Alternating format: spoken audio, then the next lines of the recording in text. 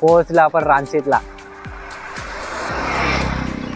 चला मग आता जाऊया लक्ष्मी मातागड मंदिर. चलो प्रवेश. आता काय इकडे गाड्या काही भेटणार नाही, पायी चालतच जावं लागेल. बघू, कारण आता गावात आलोय ना, इकडे जास्त काही मोटरसायकल वगैरे राहत नाही. डायरेक्ट डहाणू ते इथे गडापर्यंत येतात प्रायव्हेट. तर मित्रांनो, आता मी ग्रुप ग्रामपंचायत रांचेत इथे कार्यालयाजवळ थोडा आराम करतोय, कारण चालून चालून खूप दमलोय. नंतर आराम केल्यानंतर परत पुढचा प्रवास चालू ठेवू. आधी गडावर जाण्याचा मार्ग भेटला. चला मित्रांनो, बघा गड किती लांब आहे. चला पायी पायी चालत जाऊया. लांब जावं लागेल चालत चालत. तिकडे वरती चढता चढता हाल होणार आहेत, पण दर्शन घ्यायचं म्हटल्यावर जावं तर लागणारच. तुम्हाला पण तुमचे पण मनोरंजन करायचे का नाही. कडकत्या उन्हात हे बघा गेट पर्यंत पोहोचलंय. आता खरी मजा येणार आहे. हे काय तरी पायाने घेतले आणि वेफर घेतले खायला. हे बघा माणसं जाऊन आली, दर्शन घेऊन आली. आता आपण चाललो. विश्राम करायची वेळ झाली या. आता विश्राम करू, ओके नाही, कारण ऊन पण एकदम कडक आहे. जर प्रवास चालू ठेवला ना तर चक्कर येऊन मी पडायचा खाली. ठीक आहे, मग परत भेटू. ठीक आहे मित्रांनो, बघून घ्या कोण आजूबाजूला कोण नाही मिळत, एकटाच आहे मी. नाही दुकानं वगैरे सगळी बंद. बघा अजून किती लांब आहे, अजून किती लांब जावं लागेल चालत चालत चालत. हा लय मजा येणार आहे भाई. हे बघा कोण आजूबाजूला नाही, एकटाच चाललं या. पण सांगतात ना एकटा जीव सदाशिव, तसं चाललंय मी.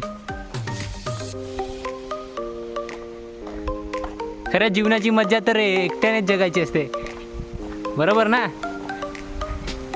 आणि हे जीवनाचे मूलसूत्र आत्ता मला कळलंय. बराच प्रवास केल्यानंतर हे दुकान भेटलेलं आहे आपल्याला.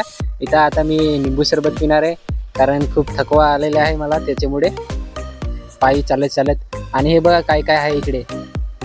जांभळं आहेत, आवळा आहे, आंबा आहे, काजू, पेरू, काकडे, असे बरंच काही खायला सारखे आहे. आणि हे नैसर्गिक आहे. निंबू सरबत प्यायला लागले, बघू कसं लागते. लय भारी आहे, जाम भारी वाटलं निंबू सरबत पिऊन. पूर्ण थकवा दूर गेला. आता थोडी एनर्जी आली. चला तर निंबू सरबत पिल्यानंतर काकाला टाटा करू. टाटा, धन्यवाद काका निंबू सरबत पाजल्याबद्दल. काय रे छोटं. जय श्री महालक्ष्मी मातागड मंदिर.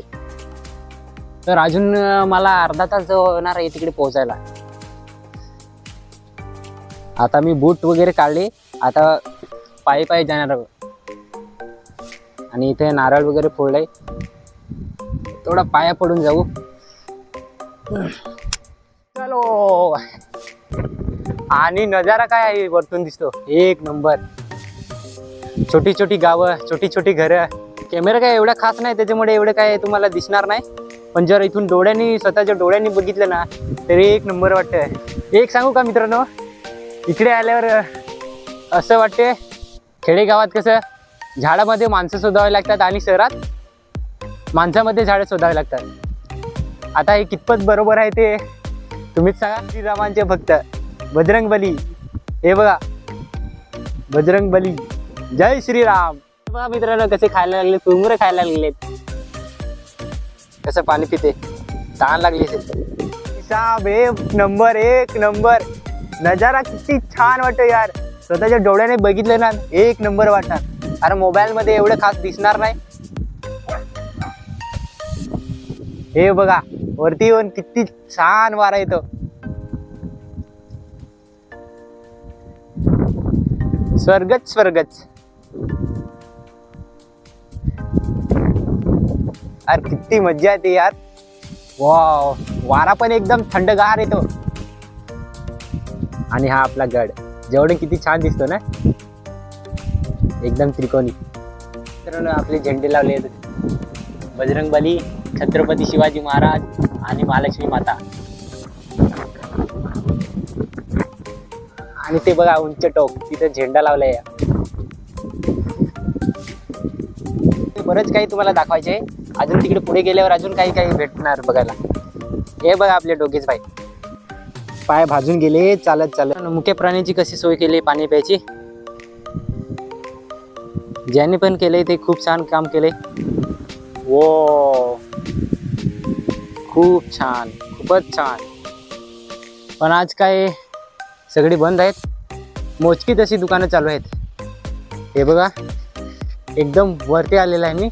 तर मंदिरात आल्यानंतर असा व्ह्यू दिसतो. हे बघा याला किती वर्ष झाली असतील काय माहिती नाही.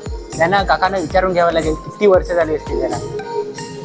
आता आतमध्ये जाणार आहे आपण दर्शन घ्यायला.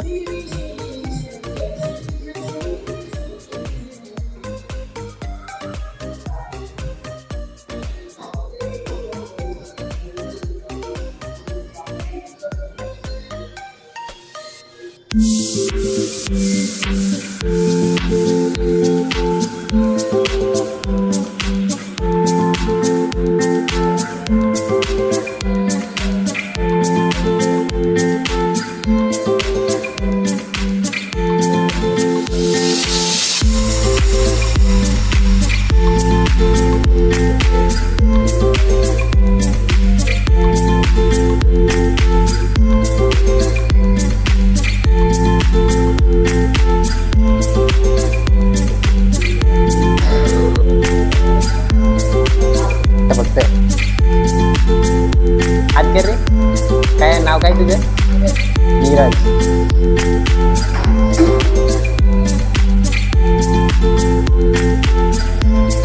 जय श्रीराम. ला शिवलिंग आणि हा भगवान शंकरांचा त्रिशूल.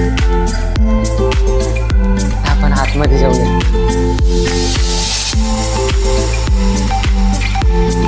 आतमध्ये बसून जावं लागते.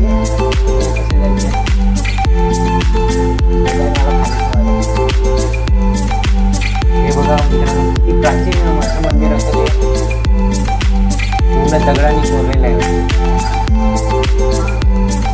महालक्ष्मी माता एकदम खालती आहे, म्हणजे हे सर गुफासारखे आहे, त्याची खाली आहे आपली. हे बघा महालक्ष्मी माता.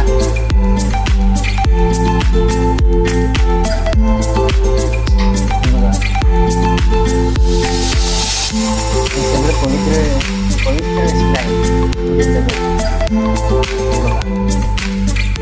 पूर्ण अंधार आहे, बल्ब लागले सगळे. बघा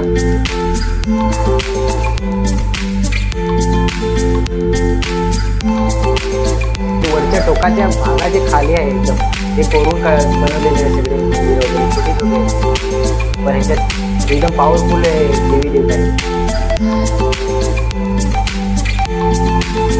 हे बघा चला पुढे जाऊ. हे बघून घ्या त्यांना काय ते आपले जल अर्पण केलं वाटते. हे बघा जल अर्पण निघालो आपण, पूर्ण चक्कर मारून निघालोय.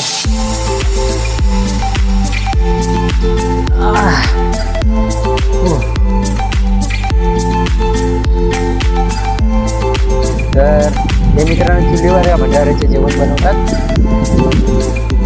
मित्रांनो हे बघा वरतून किती म्हणजे असं वातावरण एक नंबर वाटते. असं वाटते स्वर्गातच आलंय.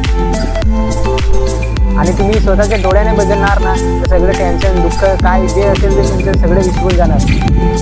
एवढं भारी वाटते. आणि आज मला असंच वाटलंय, कारण बऱ्याच वर्षानंतर आलंय. मी लहानपणी आलेला 4-5 वर्षाचा असेल कदाचित तेव्हा आलेला. तर आता किती अहमदाबाद मुंबई अहमदाबाद रोड. आता 23 वर्षाचा आहे झालाय. आता मला कुठं वेळ भेटला. तर चला पुढे अजून काही काका माहिती देणार आहे, त्यांच्याशी संवाद साधू काय काय बोलतात ते. हे बघा बांधकाम चालू आहे. ह्याचं थोडं अर्धच काम झालंय. आज किती महिने लागतात. बांधकाम तर एक नंबर जबरदस्त केलंय. एवढ्या वरती मी तर विचारात पडलंय कसं बांधकाम केलं.